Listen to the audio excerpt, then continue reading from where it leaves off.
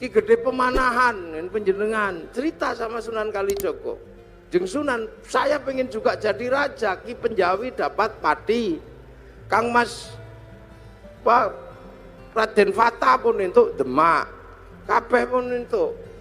Niku Haryo Penangsang angsal Pajang, Kang Mas Joko Tingkir dapat Joko Tingkir dapat Pajang, Haryo Penangsang dapat Jipang. Saya dapat daerah mana? Ki Gede Pemanahan matur Sunan Kalijogo. Ya ndak ada, semuanya sudah habis yang baik-baik, tinggal 5 tempat, itu pun tempat setan. Tempat setan pertama ada di ujung timur namanya Alas Purwo. Tempat setan kedua ada namanya Alas Roban. Tempat setan ketiga ada namanya Alas Larangan Cirebon. Tempat setan keempat ada namanya Alas Ketonggo Ngawi. Lah tempat setan yang kelima namanya Alas Mentau lereng Merapi. Makanya kamu milih yang mana? Milih Mentau aja. Wah, kalau kamu milih Mentau setannya gede-gede, kamu puasa 20 tahun biar ditemani sama Ki Ageng Giring, jangan turun. Puasa 20 tahun di Bang Lampir Gunung Kidul, ini Pak Doso pasti tahu itu. Itu bekas bokongnya itu sampai nyitak begini. Akhirnya apa? Mampu betul Bubak Alas Mentau ditemani Ki Gede, apa Ki Gede temani Ki Ageng Giring. Bubak Alas Mentau punya anak namanya Danang Sutawijoyo, mampu menjadi raja. Bubak Alas bikin negara namanya Mataram, yang akhirnya dipecah Belanda jadi 2, Jogja sama Solo. Yang akhirnya dipecah lagi Hamengkubuanan, Pakualaman, Mangkunegaran, Kasunanan. Puasa. Bismillah, alhamdulillah. Wassalatu wassalamu ala Rasulillah Sayyidina Muhammad ibn Abdillah wa ala alihi wa ashabihi wa azwajihi wa dzurriyyatihi wa ahli baitihi wa man tabi'ahum bi ihsan ila yaumil qiyamah. Bapak Dirut, Pak Doso, berarti anak ke-10. Doso itu sedoso. Itu biasa di Jogja anak ke-10 dikasih nama Doso. Anak ke-10, Doso Agung, berarti 10 keluarga besar bersaudara.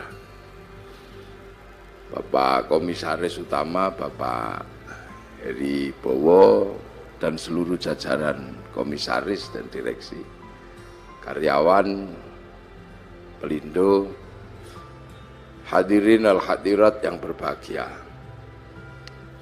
Ya, alhamdulillah tadi disampaikan oleh Pak Heri Bowo, Pak Komut, Pak halal bihalal ini adalah prestasi orang Nusantara membuat Islam jadi indah. Jadi Islam itu jadi indah karena kepinterannya orang Indonesia. Puasa itu sebenarnya ya yang penting nggak makan dari sebelum subuh sampai maghrib, itu aja intinya, nggak makan, nggak minum, nggak jawil-jawil, intinya cuman itu. Tapi orang Indonesia jadi pintar, jadi indah. Karena Indonesia ini mataharinya jarang dilihat tumbuhnya secara langsung karena terhalang oleh pohon, maka di Indonesia muncul tradisi imsak.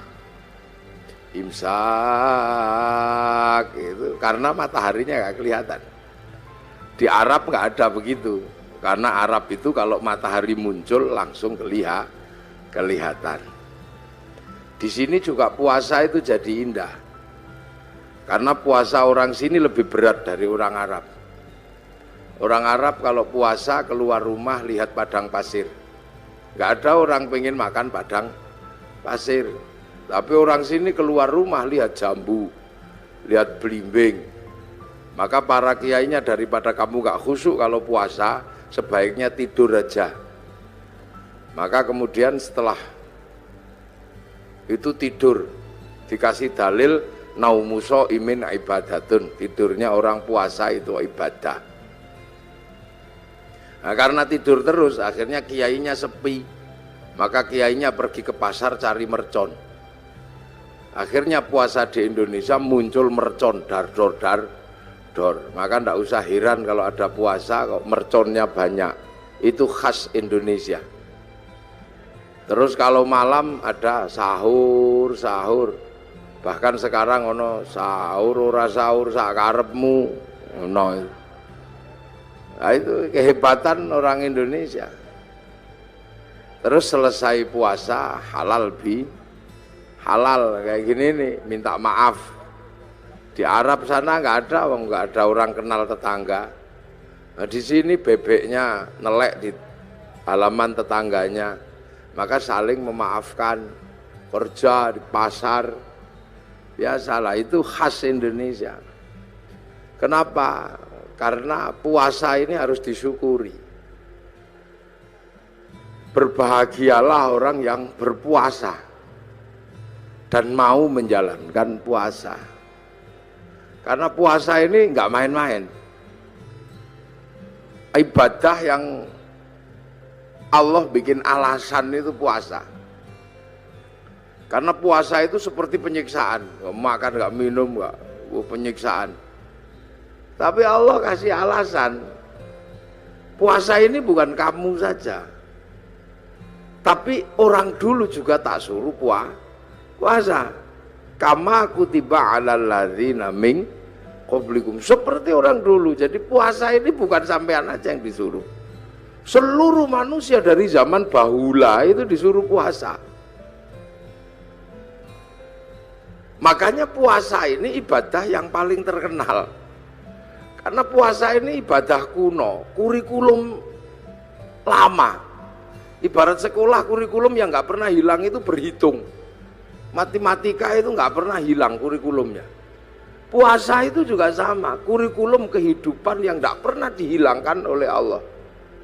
Semenjak zaman Nabi Adam sampai Nabi Muhammad.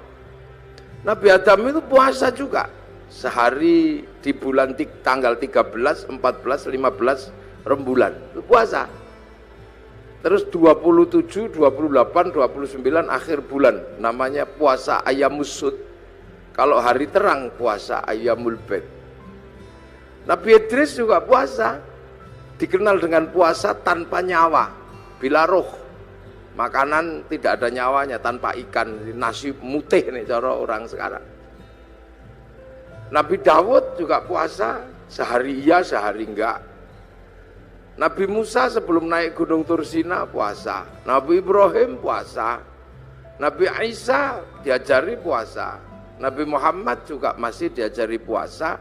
Dan Nabi Muhammad dikatakan oleh Allah, kama kutiba 'alal ladzina min qablikum, seperti orang dulu. Makanya puasa ini dikenal semua manusia. Bahkan semua agama kenal puasa. Itu uniknya puasa. Dulu ada agama kuno, sekarang punah agama itu. Namanya agama Zoroaster. Nabinya Zarathustra. Ajarannya nihilisme. Kalau orang Jawa bilangnya suwung. Itu Tuhannya dua. Tuhan terang namanya Ahriman, Tuhan gelap namanya Ahura Mazda. Nah, dua Tuhan ini suka kelahi. Wausil. Tuhan terang penguasa matahari, Tuhan gelap penguasa rembulan. Kalau dua Tuhan ini kelahi, Tuhan terang kok kalah gerhana matahari. Orang Zoroaster puasa 3 bulan.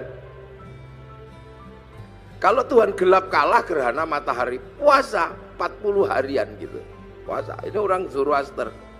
Cuman agama Zoroaster itu punah. Berganti menyembah api. Yang akhirnya di dalam Al-Quran dikenal dengan Majus atau Majusi. Cuman agama Majusi ini punah juga. Karena raja terakhir Majusi namanya Rustum yang ada di Persia sana masuk Islam. Raja Rustum ini anaknya dinikahkan dengan anak Sayyidina Ali bin Abi Thalib. Namanya Sayyidina Husain. Lahir Sayyid Ali Zainal Abidin. Nah, karena masuk Islam, kemudian orang Majusi tidak lagi menyembah api. Cuman orang Majusi kalau menyembah api, apinya ditaruh di bangunan tinggi, panjang, itu namanya Manaro. Sehingga kemudian setelah nyembah Allah, apinya dibuang, manaronya ditaruh di depan masjid. Akhirnya masjid orang-orang ex-majusi punya manaro. Begitu seluruh kaum muslimin lihat masjid orang Persia punya manaro, kok bagus, maka kemudian seluruh kaum muslimin berlomba-lomba bikin manaro di depan masjid, yang akhirnya sampai Surabaya jadi menoro. Di puasa. Lu ini Islamnya begitu. Kalau masjid khas Arab yang asli ya kotak tutupnya pelepah kurma. Menoro itu, menara itu dari tradisi Majusi dulu. Kubahnya itu ketika Islam ketemu dengan Nasrani yang di Konstantinopel, kemudian punya masjid ada kubahnya itu sumbangan dari gereja dulu. Makanya kubah masjid sama kubah White House itu sama, kubahnya istananya Presiden Amerika ya sama kubah. Nah itu orang Majusi, orang Hindu juga disuruh puasa. Jadi Hindu juga mengenal puasa, namanya upawasa. Upawasa itu nggak makan, nggak minum, nggak menyentuh perempuan. Untuk persiapan muksa. Muksa itu mati terbaik ala Hindu. Hilang raga dan sukmanya. Hanya bisa dilakukan oleh orang Brahmana. Kalau orang kesatria nggak bisa hilang, maka dibakar, dingaben. Kalau di bawahnya ada kasta namanya Wisya, pegawai negeri. Nah, sampean-sampean pegawai ini kastanya Wisya. Itu dibakar matinya kalau sudah punya uang. Kalau belum punya uang nabung dulu. Nah di bawahnya ada Sudra. Sudra ini petani, pedagang. Itu Sudra, tukang las, itu Sudra. Nah di bawahnya ada kasta namanya Paria, pengemis. Ini matinya nggak ada yang ngurus. Di bawahnya ada Kuca. Kuca ini tukang ngutil. Jadi hidupnya ngentit. Apa itu? Tukang motong bansos lah kalau ininya. Itu Kuca. Itu matinya juga nggak ada yang ngurus. Di bawahnya ada Meleka, maling. Kalau ketahuan lari. Tapi di bawahnya ada namanya Candala, maling kalau ketahuan berani. Nah ini begal itu. Nah ini nggak ada yang ngurus. Nah, makanya mati terbaik itu muksa. Supaya bisa muksa melakukan upawasa, nggak makan, nggak minum, nggak menyentuh perempuan. Nanti tubuhnya mengecil, kecil, lap, hilang, imaterial. Itu namanya muksa. Tapi waktu itu banyak yang gagal. Sudah mengecil, ingat istrinya. Maka macet, jadi jenglot atau Bathara Karang itu. Makanya kalau ada yang ketemu jenglot jangan dijual mahal, itu produk gagal muksa. Itu asalnya begitu. Makanya dulu terus orang-orang di sini mengambil ajaran yang lebih mudah, bukan menahan hawa nafsu tapi ngumbar hawa nafsu. Namanya ajaran Bhairawa Tantra. Itu upacaranya namanya Pancamakara, laki perempuan udo kabeh melakukan hubungan seks bebas sak mblengere. Sisane sekarang di Gunung Kemukus Boyolali. Terus minum arak sak mblengere itu. Perutnya biar kenyang, kasih makan makanan termasuk tumpeng. Nanti biar kalau sukmanya pergi, tubuhnya masih ada, namanya ngerogo sukma, kasih makan daging manusia, maka tukul sumanto. Akhirnya orang di sini mampu punya ilmu ngerogo sukma. Sukmane pergi diajak nyolong, namanya ngepet. Sukmanya pergi diajak mateni wong, namanya santet. Dijak mencintai perempuan, namanya pelet. Itu kuat sekali ajaran itu. Sehingga dengan ajaran Bhairawa melalui lautan Kertanegara sanggup menaklukkan Mongolia, menjadi negara terkuat di dunia, penakluk 2/3 dunia. Itu karena penganut Bhairawa. Itu Pelindo sekarang lah, pakai pelayaran. Itu makanya dulu terus paling berat itu Islam masuk ngadepi yang ini. Maka didatangkan ulama Persia namanya Sayyid Samsuddin Al-Baqir Al-Farsi. Tapi lidah Jawa, lidah Hono Coroko, maka nyebut Sayyid Samsuddin Al-Baqir Al-Farsi meleset dari Syekh Subakir. Tidak susah orang Jawa. Saya Jamaluddin Al-Husaini Al-Kabir jadi Syekh Jumadil Kubro. Karena lidah ono coroko itu kan susah. Alhamdu keluarnya Al-Kamdu. Ya Hayu ya Qayyum ya Kayuku ya Umu. Robbil Alamin keluarnya Robbil Ngalamin karena punyanya Mogo Botongo. Gak punya dot, punyanya lo, maka Ramadan keluarnya Romlan. Nah, makanya orang-orang ini datangkan Syekh Subakir ini ngadepi orang Bairawa. Nah, orang Bairawa akhirnya lari ke Banyuwangi sana. Dipimpin Menak Sembuyu Bajul Sengoro. Nah, di sana diajar sama muridnya Syekh Subakir namanya Maulana Ishaq. Makamnya di Kemantren Lamongan itu.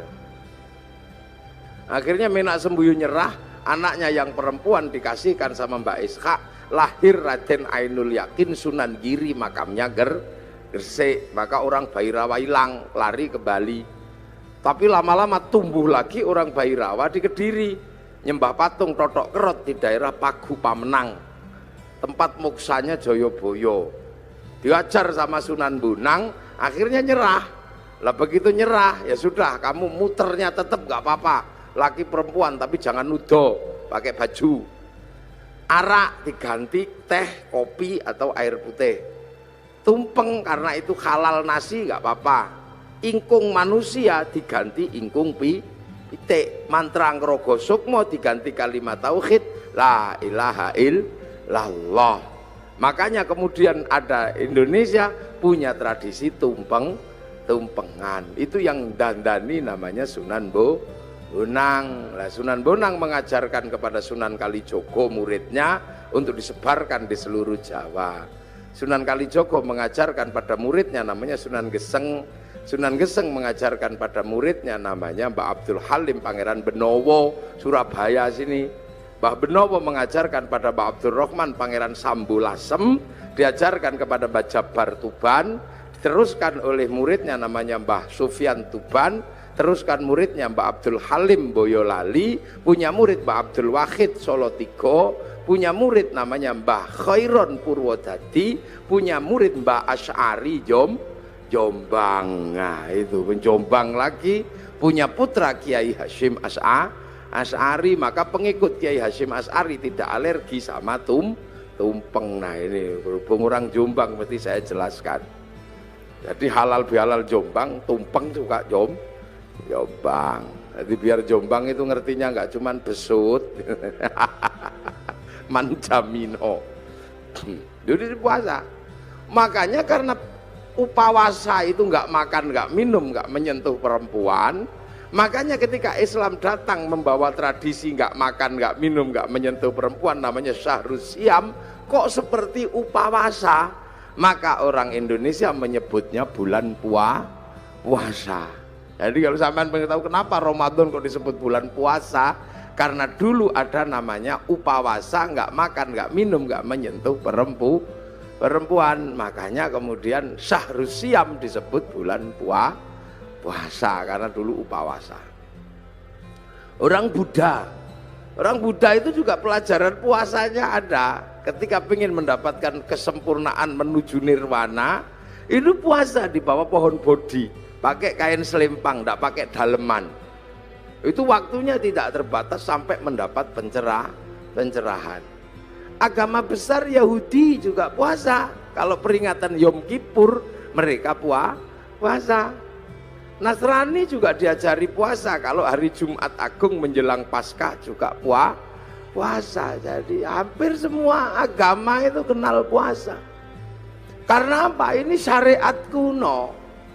Makanya enggak usah heran kalau ada puasa. Apalagi orang Jawa. Orang Indonesia ini hobi kalau yang namanya puasa. Makanya variasi puasa terbanyak itu di sini. Ada puasa makan pupus daun namanya ngidang. Ada puasa mangan polo pendem yang di bawah tanah namanya ngerowot. Ada puasa tidak kena matahari namanya pati geni. Ada puasa ngandul duit namanya ngalong. Ada puasa diem macam bisu. Ada puasa ngeluyur aja namanya ngedan. Ada. Variasi puasa itu macam-macam, itu di sini. Dan bagi orang Nusantara dan orang dunia, puasa ini menempati sejarah tersendiri. Hampir seluruh cerita besar itu bermula dari puasa. Rasulullah mendapatkan wahyu setelah puasa, naik turun gunung di Gua Hira, hampir dilakukan selama 15 tahun. Syekh Abdul Qadir Al-Jilani mendapatkan ma'rifatullah itu setelah puasa 25 tahun di padang pasir, dibimbing Syekh Mubarak Al-Majzumi, jadi Sultanul Aulia. Di Jawa Sunan Kalijaga, rojone berandal, bisa jadi wali karena puasa 3 tahun. Sunan Geseng itu tadinya cuma tukang ngambil kelapa itu, tapi kuat puasa 3 tahun, baca Ya Hayyu Ya Qayyum, itu bisa lari di atas air dan bisa meneruskan perjuangan Sunan Kalijaga. Padahal dia keliru, yo kayuku yo kayumu. Nggih, Saridin disuruh puasa sama Sunan Kudus. Kalau kamu mau jadi penerusku yang hebat, puasa 3 tahun di atas pohon kelapa, baca Allahu Akbar, dilakukan 3 tahun, jadi pengganti para wali, namanya Syekh Jangkung akhirnya Saridin. Wong Pati pasti kenal itu. Dan itu pun keliru mestinya Allahu Akbar, keliru lowo bubar. Jadi sejarah besarnya puasa, jangan sembrono. Ki Gede Pemanahan penjenengan cerita sama Sunan Kalijogo. Jeng Sunan, saya pengen juga jadi raja. Ki Penjawi dapat pati. Kang Mas Pak Raden Fata pun entuk Demak, kabeh pun entuk. Niku Haryo Penangsang angsal Pajang, Kang Mas Joko Tingkir dapat Pajang, Haryo Penangsang dapat Jipang. Saya dapat daerah mana? Ki Gede Pemanahan matur Sunan Kalijogo. Ya ndak ada, semuanya sudah habis yang baik-baik, tinggal 5 tempat, itu pun tempat setan. Tempat setan pertama ada di ujung timur, namanya Alas Purwo. Tempat setan kedua ada namanya Alas Roban. Tempat setan ketiga ada namanya Alas Larangan Cirebon. Tempat setan keempat ada namanya Alas Ketonggo Ngawi. Lah tempat setan yang kelima namanya Alas Mentau lereng Merapi. Makanya kamu milih yang mana? Milih Mentau aja. Wah, kalau kamu milih Mentau, setannya gede-gede, kamu puasa 20 tahun. Biar ditemani sama Ki Ageng Giring, jangan turun. Puasa 20 tahun di Bang Lampir Gunung Kidul, ini Pak Doso pasti tahu itu. Itu bekas bokongnya itu sampai nyitak begini. Akhirnya apa? Mampu betul buka Alas Mentau, ditemani Ki Gede temani Ki Ageng Giring. Buka Alas Mentau, punya anak namanya Danang Sutawijoyo, mampu menjadi raja. Buka Alas, bikin negara namanya Mataram. Yang akhirnya dipecah Belanda jadi 2, Jogja sama Solo. Yang akhirnya dipecah lagi Hamengkubuanan, Pakualaman, Mangkunegaran, Kasunanan. Puasa. Itu Ki Ageng Pengging pengen punya anak jadi raja, suruh puasa sama Sunan Kalijaga 7 tahun. Akhirnya punya anak namanya Joko Tingkir jadi Rojo Pajang. Puasa. Calon Raja Mataram itu ada yang nggak mau jadi raja karena takut kalau jadi raja tidak alim. Maka dia keluar dari kerajaan, namanya Raden Bagus Harun. Menempuh perjalanan spiritual, puasa 7 tahun di daerah Ponorogo, Kampung Pagotan, di samping sumur. Yang sumurnya itu akhirnya ditirakati selama 7 tahun. Tahun ke-7 sumurnya itu naik airnya 7 meter. Tanggal 27 Ramadan. Oh, aku dapat Lailatul Qadar. Maka sumurnya dikatakan dengan nama sumur Sewu Wulan. Karena sumur Sewu Wulan, maka kampungnya sekarang disebut Kampung Sewulan, di belakang pabrik gula Pagotan itu. Raden Bagus Harun akhirnya punya anak perempuan galaknya luar biasa, dikenal dengan nama Nyi Ageng Alap-alap. Kalau ngamuk naik di atas pohon. Dinikah Raden Santri, punya anak namanya Mbah Makdum. Nikah punya anak Mbah Maklum, nikah punya anak Mbah Tafsir Anom, nikah punya anak Mbah Qolyubi, nikah punya anak Mbah Ilyas. Mbah Ilyas menjadi kandepak pertama di Surabaya, punya anak perempuan galak namanya Nafiqah, dinikah sama Kiai Hasyim Asy'ari, punya anak Kiai Wahid Hasyim nikah sama Nyai Solikah binti Bisri Sansuri Jombang, punya anak Abdurrahman Wahid. Bener-bener terjadi seorang ulama jadi presiden walaupun 2 tahun luwung. Cara kuasa. Lu makanya kayak Lirboyo itu pondok besar Lirboyo. Itu ketika Kiai Mbah Manap mau mendirikan Lirboyo, wong itu pusatnya berandal, suruh puasa, ngerowot, jangan makan yang di atas tanah, makan umbi-umbian. Dijalankan selama 56 tahun. Makan uwi, tahu uwi? Ngerti nggih uwi? Uwi umbi-umbian gede itu. 56 tahun makan uwi, sampai akhirnya uwinya hilang, dicuri gendruwo. Akhirnya diganti gadung sama Mbah Manap, akhirnya gadungnya dicuri gendruwo. Akhirnya karena makan gendruwo, gendruwonya makan gadung, akhirnya jam 12 malam gendruwonya mendem. Wangin ribut terjadi di Lirboyo, pondoknya ambruk karena ada gendruwo makan gadung. Akhirnya sama Mbah Manap dikasih minum minyak jarak, terus sembuh. Kasih tugas nimba untuk air mandinya santri, pakai singgot, pring panjang itu nyinggot namanya. Nah maka di Lirboyo dulu zaman mondok, sampai kalau tahu itu ada kriat kriut itu gendruwo nimbo. Nah, tapi sekarang gendruwonya pensiun karena Lirboyo sudah punya sanyu, udah pensiun. Buana besar. Yo. Makanya di Jogja ada orang menempuh jalan puasa, namanya Sukirah. Ini Pak Doso ya. Sukirah ini perempuan biasa, tapi punya cita-cita pengen punya anak jadi raja. Padahal bukan tetangganya raja, istri raja juga bukan. Maka tetangganya olok-olok, paling anakmu nanti jadi presiden, jadi raja deh ketoprak. Tapi Bu Sukirah nekat puasa 9 bulan sambil ya Allah, ingin punya jadi raja ya Allah. Itu 9 bulan anaknya lahir, laki-laki keriting jemblok itu, dikasih nama Soeharto. Itu jadi presiden 32 tahun. Nah, itu makanya dulu jalan puasa ini banyak ditempuh oleh nenek moyang kita. Pengen istri cantik kok ditolak. Orang dulu puasa. Masuk masjid kalau santri baca ya Rahmanu ya Rahim, 7 hari 7 malam, I love you.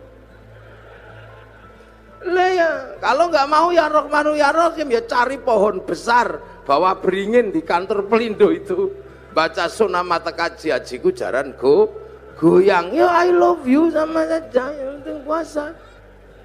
Lu puasa ini menghasilkan energi yang luar biasa. Ini yang kadang manusia akhir nggak ngerti. Makanya ayam aja ngerti, kalau pengen neteskan telur puasa 21 hari. Nanti ayam netes. Ulet itu kalau pengen terbang dia puasa jadi kepompong. Ngepompong dulu, baru terbang jadi kupu. Ular itu kalau mau melungsungi ya puasa. Nanti kulitnya ganti lebih mudah lagi. Makanya kita berdoa semoga puasa kita seperti puasa kupu-kupu. Puasanya ulet, habis jadi kepompong terbang jadi kupu. Jangan kayak puasanya ular. Setelah puasa tetap aja keluar ular. Sekali ulo tetap ulo. Ini tuh jangan. Puasa. Dukun-dukun bayi dulu itu bodoh-bodoh, ndak pinter, cuman yok lo kuato. Tapi puasanya kuat ya brul gitu ya keluar. Dan puasa ini nggak pandang bulu, dibikin baik ya mandi, dibikin jelek ya mandi. Makanya dukun-dukun santet itu kalau puasanya kuat, santetnya ya teksek. Bahkan orang cari nomor juga puasa. Loh, ini puasa ini menempati ranking tersendiri. Makanya orang-orang tua dulu hobi yang namanya puasa itu. Kalau punya hajat besar, puasa deh, puasa. Hasil, saya pernah punya pengalaman orang naik daftar tentara gak keterima. Ini angkatan laut. daftar angkatan laut itu nggak keterima karena tingginya kurang 5 cm. Udah daftar kemana-mana nggak keterima. Akhirnya saya suruh puasa 3 hari. Hari pertama 3 teguk 3 kepal, buka sahurnya. Bacaan apa Gus? Moconen wodowo. Dibaca selama 3 hari wodowo. Begitu waktunya daftar diukur lebih 5 cm. Untung ora iku nih sing dawa kae lho. Kudune kan dhuwur ngono tapi keliru saya perintahnya. Tapi kan yakin begitu diukur naik 5 cm. Tasyakuran motong sapi. Begitu motong sapi saking senengnya saya ukur ternyata kurang 5 cm. Lah waktu itu meterannya yang mengkeret atau yang baca yang bingung. Nah sekarang ada di Angkatan Laut Surabaya, maka cari aja kalau ada tentara yang kurang 5 cm ya dia itu.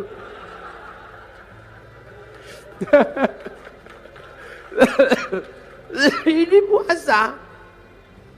Makanya nenek-nenek moyang kita kuat-kuat. Nah sekarang begitu puasa itu menakutkan, maka orang ini jadi lemah. Jadi lemah. Dulu orang Jawa, orang Indonesia ketemu singo gitu kita ikut semilar, singone lari. Orang sekarang begitu takut puasa, jangankan sama singa, sama melinjo takut. Nih monggo Pak melinjo ora samura tahu. Santen itu enggak, kenapa? Kolesterol. Penyakitnya banyak karena enggak ada orang mau puasa. Akhirnya begitu remuk masuk rumah sakit. Dokter harus menangani orang sakit, tapi ketika orang sakit mau ditangani, dokter mengatakan puasa. Ya. Puasa dulu, kalau enggak puasa saya enggak mau ngoperasi. Makanya pasien yang mau dioperasi pun harus puasa.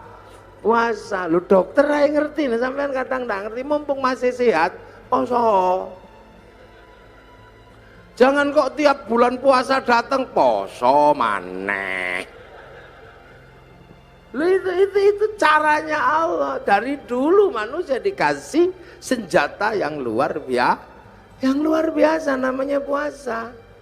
Itu. Makanya kalau ada people power enteng-entengan, ada puasa enteng-entengan. Apa puasa enteng-entengan? Diet.